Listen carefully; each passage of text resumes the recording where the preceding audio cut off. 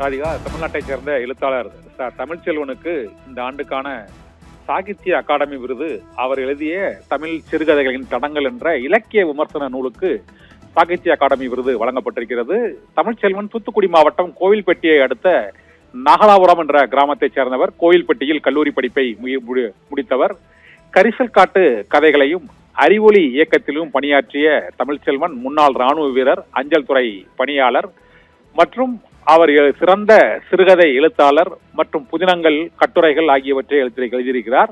தமிழ்நாடு முற்போக்கு எழுத்தாளர் சங்கத்தின் கௌரவ தலைவராகவும் இப்போது பொறுப்பு வகித்திருக்கிறார். ஏற்கனவே தமிழ்ச்செல்வனுக்கு சாகித்ய அகாடமி விருது வழங்கப்பட்டு அது அறிவிக்கப்படாமல் நிறுத்தப்பட்டது.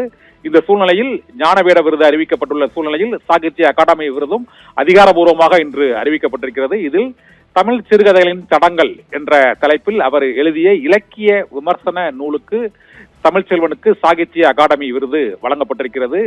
அனைவருக்கும் படிப்பறிவை ஏற்படுத்தக்கூடிய அந்த அறிவொளி இயக்கத்தில் ஊதியம் இல்லாமல் பணிபுரிந்து சேவையாற்றி தமிழகத்தின் கிராமங்கள் முழுவதும் அந்த கிராமப்புற மக்களிடையே நெருங்கி பழகி அந்த அறிவொளி அனுபவங்களையே அவர் பல்வேறு நூல்களாக இருளும் ஒளியும் என்ற தலைப்பில் அவர் நூலாக எழுதியிருக்கிறார். இது தவிர அவர் எழுதிய பல்வேறு நூல்கள் கரிசல் காட்டு இலக்கியத்தில் அந்த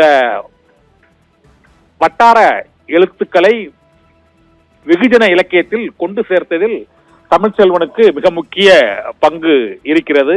படிப்பறிவை சமூகத்தில் பரவலாக்கும் நோக்கில் அவர் துவக்கப்பட்ட பல்வேறு இயக்கங்களில் இணைந்து அவர் பணியாற்றி இருக்கிறார். அவர் எழுதிய வெயிலோடு போய் என்ற சிறுகதை தமிழ் இலக்கியத்தில் மிக முக்கியமான சிறுகதையாக மதிப்பிடப்படுகிறது. இதுபோல வாளின் தனிமை, மிதமான காற்றும் இசைவான கடல் அலையும், மக்கள் தலைவர் வ.உ.சி ஆகிய நூல்களில் அவர் எழுதிய கட்டுரைகள் வீர சுதந்திரம் வேண்டி மற்றும் பெண்மை என்றொரு கற்பிதம்,